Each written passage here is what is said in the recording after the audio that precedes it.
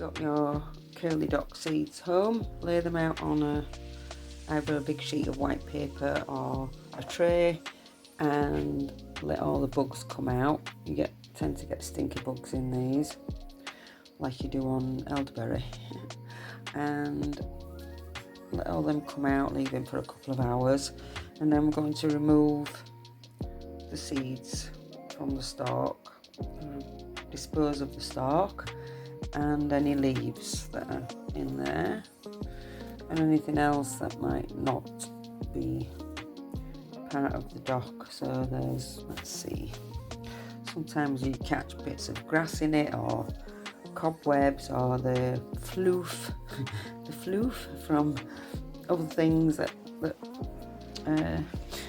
that seed from the floof like dandelion and things like that.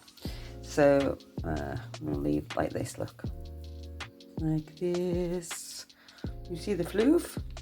That's the floof. That is not what we need. So we're going to let these sit for a couple of hours, let any bugs come out, and then we will start to process them.